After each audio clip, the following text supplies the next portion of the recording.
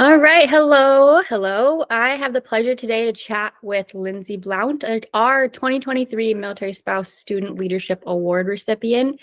So I just want to tell you a little bit about her, and then we're going to ask some questions about her journey, get to know her a little bit better, as she'll be featured on the cover of our upcoming issue. It's so exciting. So thanks for joining, Lindsay. Lindsay is a dedicated military spouse student at William and Mary, currently in her final year of the doctoral program in higher education administration. Lindsay's research focuses on empowering military veterans, transitioning service members, and military spouses through the program evaluation. She also serves as the project and business manager for the university's military and veteran affairs team, where she plans and executes events to support the community at William and Mary. She has exceptional dedication and expertise, which makes her a champion for all of the military affiliated students on campus. Her impact extends beyond academia as she trained to be a key spouse with her husband's unit, all the while raising two extraordinary children and pursuing her education. And that's what you can come to expect of Lindsay. She's a force to be reckoned with, leads positions at William & Mary as a leader in military education and connecting peers with the vital resources they need. Her approachability, empathy, and brilliance shines through, and that's what we get to see more of today. So I'm going to just let her give you a chance to get to know her. Lindsay, tell us about your story, your family, your journey to where you are today, so we can just get to know you a little bit better. Yeah. So first, thank you. I am beyond honored to even be considered for this award. I'm grateful for my colleagues for nominating me, and this is incredible. So thank you first for just taking the time to even want to get to know me. It's exciting. So let's see, I met my husband in 2011. I was a flight attendant back then in my previous life. And yeah, we met and fell in love, and it was my first time even like dating a military guy. So this was a whole new world for me. So my dad was in the Navy, but he did 4 years in the Navy well before I was born, but he very much was like a Navy man. So my husband is in the Air Force. So and his dad was in the Army. So there's some jokes around Air Force all the time. I believe I'm smarter for marrying an Air Force guy, but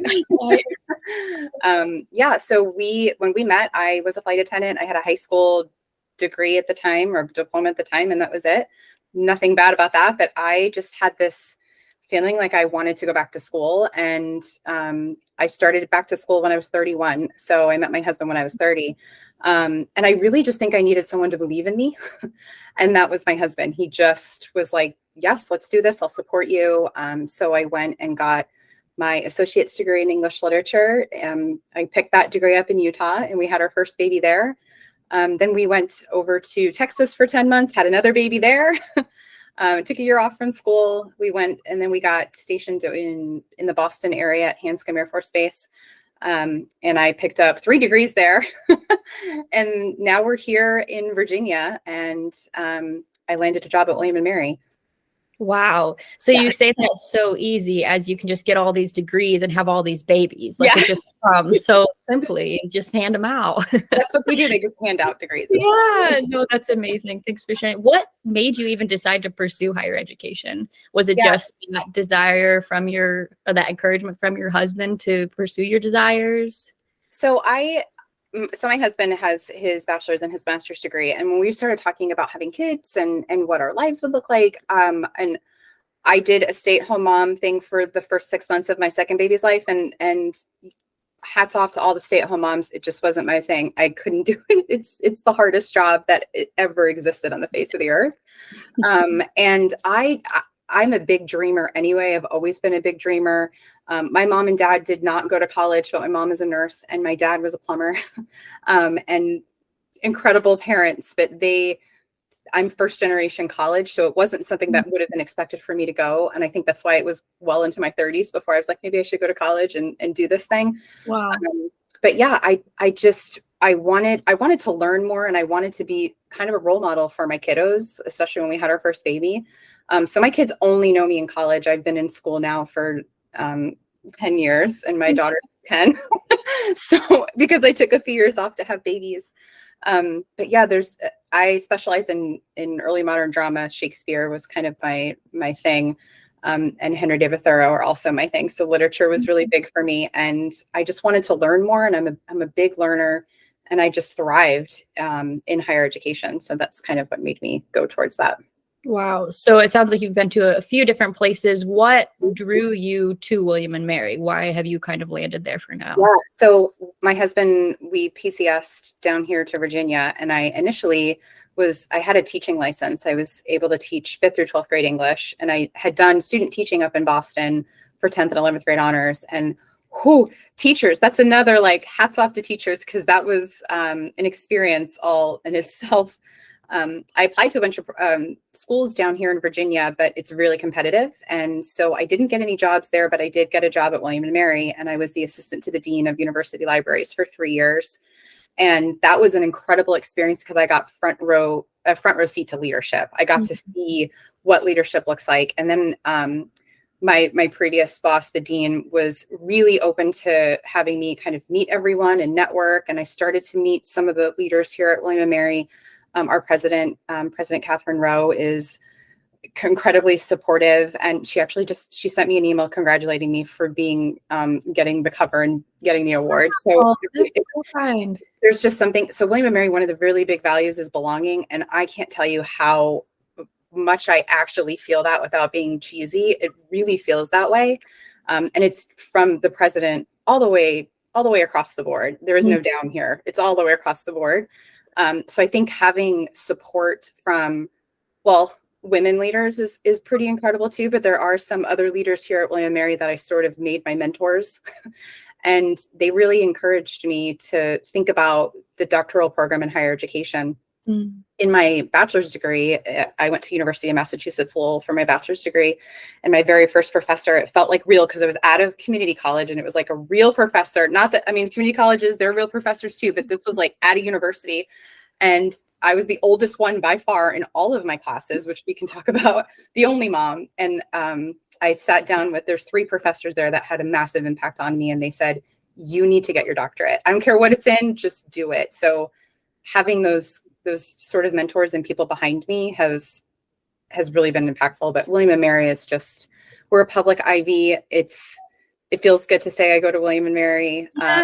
It's just an incredible experience. It's by far my favorite school. Yeah. And it's super supportive for military folks. That's awesome.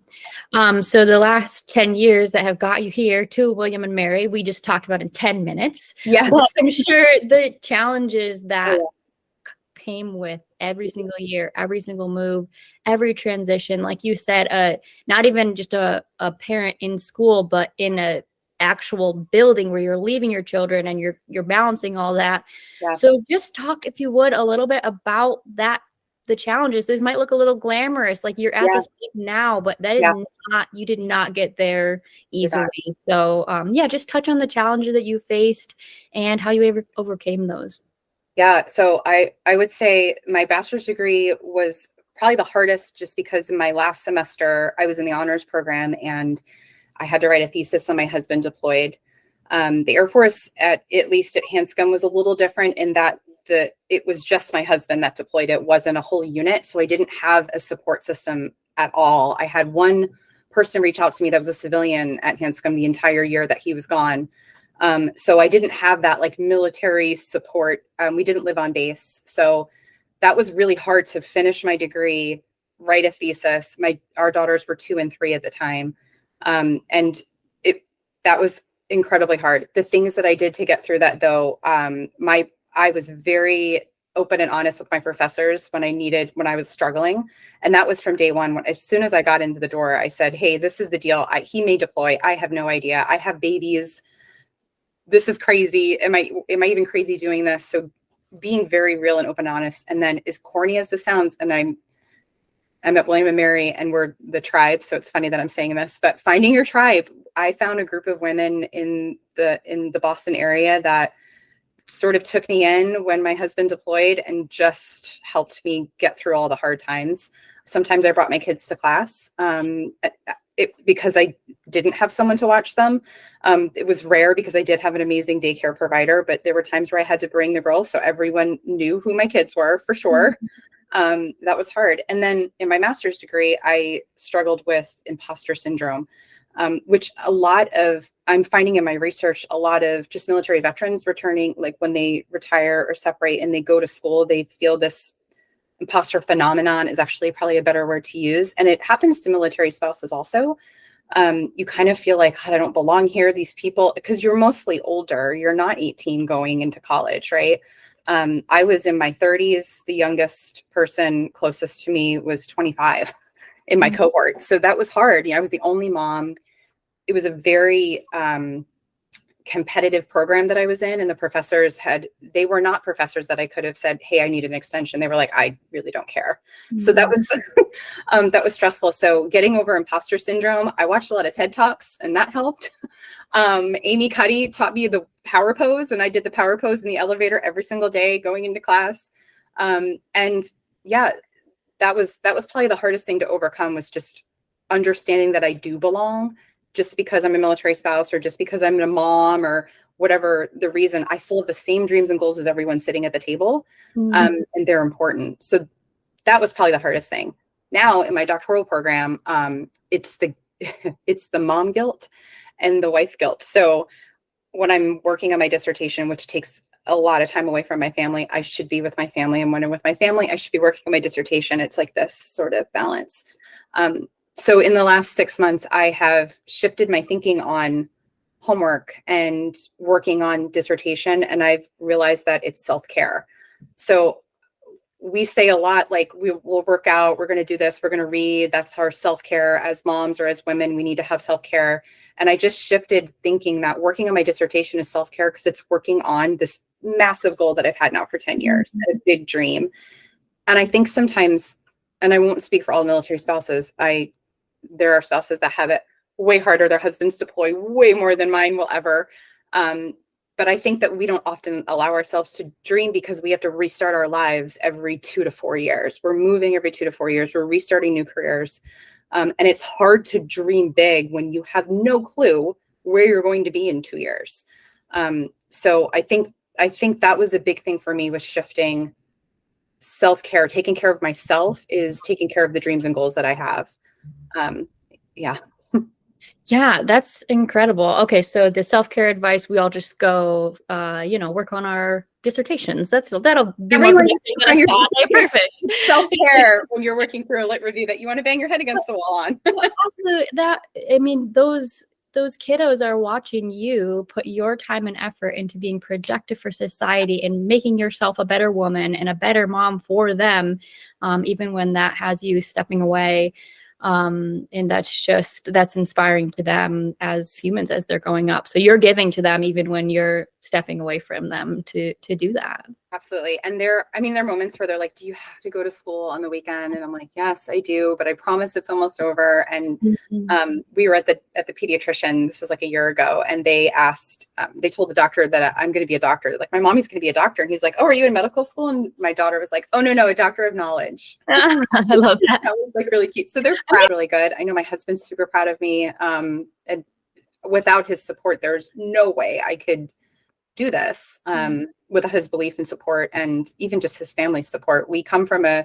He definitely comes from a huge military family. His dad is retired.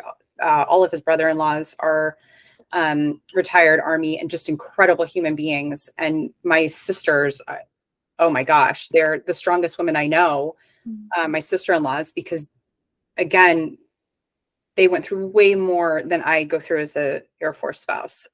So I understand that sitting where I'm sitting, it may sound easy that I can do all these things. So I do get that there are different levels of being a military spouse. But I feel like we should all honor the dreams and goals that we have outside of our spouse's career, and think like, oh, in 20 years when they retire, then we can start our own thing. I'm in the mind frame, start now, even if it's taking one class a semester. Yeah. And it's great, just not, obviously there's people always who have it harder, but not to minimize like what you've been through and the challenges you face. And someone might have it easier than you or harder than you, but what the path that you've been given has had challenges and it's had successes and it's had complications and it's had victories and everything, that your beautiful, unique journey. What a gift to be able to support your spouse and have their support. I feel like that's Right. just so encouraging to all of us who are two people living, two Yeah. lives in sync. So as spouses, And who so retires too will have something even more to sort of fall back on, right? It kind of gives us a little bit of breathing room. Now I have a career. When I get my doctorate, my career will be even more, and that will help.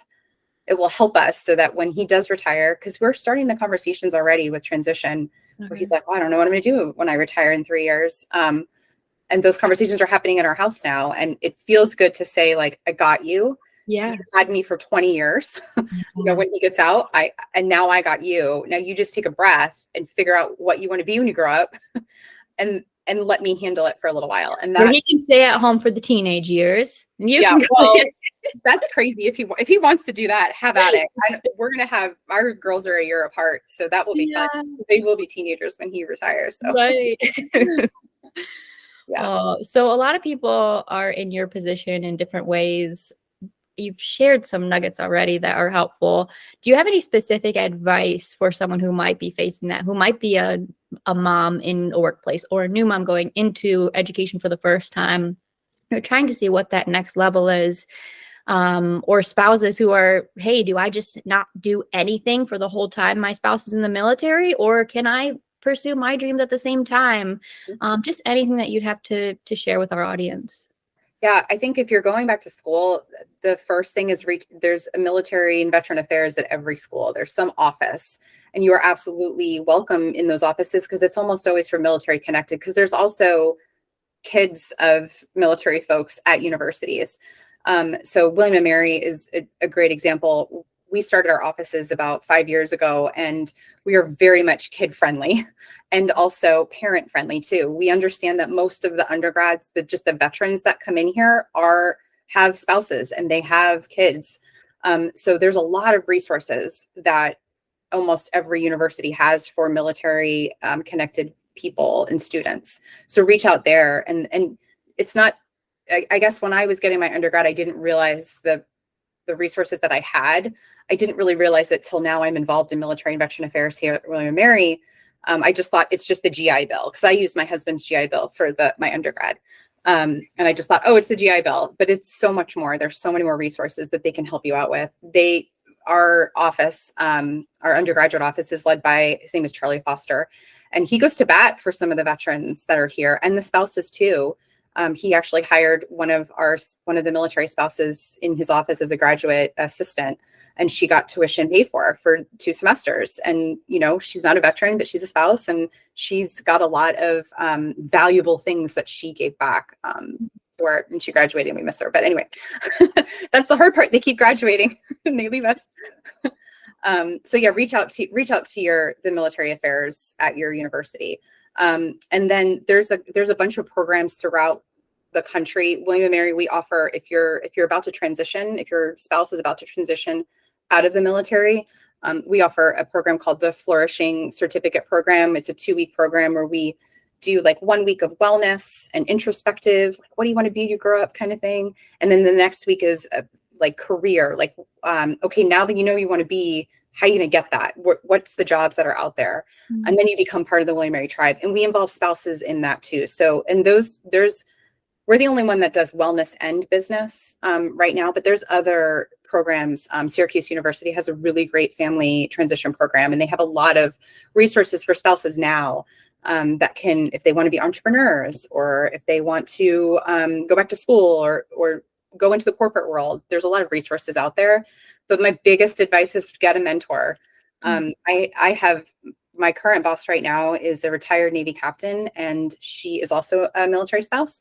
And she is incredible. And being able to talk to her spouse to spouse sometimes it's just amazing, and she's been through school and she gets it, and she went through school as a spouse. And so having a mentor, having somebody that you can confide in and talk to, that's been immensely helpful. Some mentors don't even know that I exist. There's just people out there that I'm like, wow, this person's incredible. And I follow them on Instagram, right? Because I think like looking at your dreams, also look at people that are where you want to be, Mm. and reach out to them, reach out to me.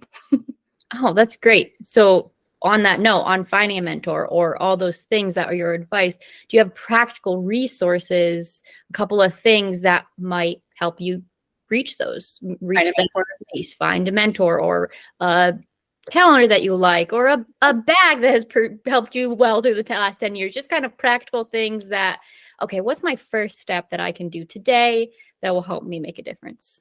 I think if you haven't applied to schools, I think first, you don't need to know what you want to do if you're starting right at the bachelor's degree or even the associates.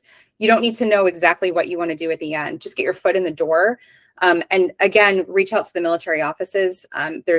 They can connect you with the spouses that are on campus. Or they also have they have clubs. They have like military clubs that we've had them at William & Mary. I know they all have them. And they can connect you with some mentors. LinkedIn is incredible. I've used LinkedIn a lot. I found a lot of military spouses that I want to be when I grow up. And I've reached out to them and said, hey, this is where I'm at. Would you be open to just having like a 10-minute phone call? And I've never had anybody turn me down on that. Because I think as spouses, we do want to help each other. I've never felt competitive with another spouse. I felt competitive in a doctoral program with just civilians, but not with another spouse. So I think using LinkedIn, using the military and veteran affairs thing is really helpful. I don't have it with me right now. Of course I don't, but I have a planner also that I use that is amazing. It's called the Day Designer. Okay, we'll link it. We'll link it. That's yeah, great. Day Designer is an incredible planner. Yeah, those are some of the, I guess, the practical kind of things. And Awesome. I think as military spouses, it's hard for us to ask for help. I think we're built, and maybe we take a little bit on of our spouses. We see them being like the tough, and the military world is very hyper masculine, right? So I think that sometimes we might take on that. I need to get through deployment. I need to get through it. We call it destroyment for a reason, because everything will go wrong, but we'll handle it, and we'll put the fence up when it blows over, and we'll fix the toilet ourselves. But sometimes it's okay to I need some help. And that might look like seeing a therapist to get through whatever imposter syndrome that you may have. And I've done that, and there's nothing wrong in that, to try to work through the mental blocks that you might have. And finding people that are like-minded like you. There's some Facebook groups too that are like moms in grad school, moms in undergrad, spouses in grad school, that sort of help as well. That's great. I like what you said about just kind of following people that don't even know that they're mentoring you too.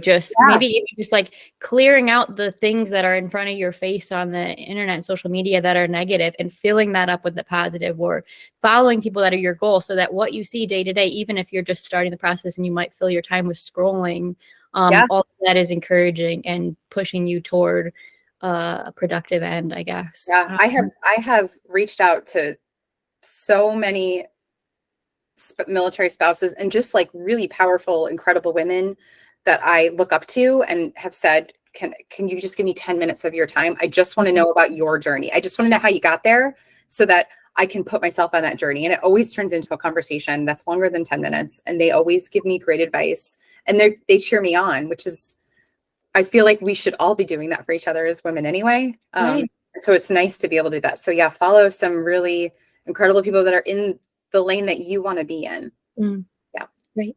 So what's next for you? Are you staying put here? Do you have a book? Do you have a podcast? Yeah. Where do you want to, and you don't have to give us all your hopes and dreams, but just so we can continue to follow along on this journey. Yeah. So today I defend my proposal, which is the first 3 chapters of my dissertation. So it's a big milestone in the dissertation process. So that's exciting. And I'll probably defend my entire dissertation probably late January. And then I can officially be Dr. Blount, which is very exciting, because I've been calling myself Future Dr. Blount for 10 years now. So that'll be fun. And then after that, I'm really interested in, my dissertation is on military to civilian transition experiences. And I would love to parlay that into the experiences that spouses have when their spouse transitions and retires, because our lives are going to be very different when our spouse is no longer wearing the camo and having the boots in the middle of the hallway. Why are they always in the middle of the hallway? But our lives will just be different. And I think for a lot of spouses, we've put our lives on hold, and sometimes we're also holding our breath for the next deployment or the next PCS or the next whatever that's coming our way. So yeah, kind of, I would love to do some research and maybe implement some programming for spouses that would be more helpful as we're learning how to transition back into the real world, whatever that might be. So that's kind of what's next for me. I really love working at William & Mary, and my big dream is to be an executive, some kind of administrator. So we'll see. I don't want to say it yet because I don't want to put it out. Yeah. But I have a lot of really incredible mentors. Like I said, President Rowe, my boss, Kathleen Jabs, our provost, we have really amazing women here at William & Mary that I am just like, I just want to be when I grow up. Mm. That's so awesome. Thanks so much. I know this is going to be so helpful for our audience. We're so excited to see you on the cover. For everyone watching, that'll be coming out. This is our fall issue of Military Spouse Magazine. So look out for that. We'll link all the resources that Lindsay shared with us in the notes. So much for having me. I really appreciate it.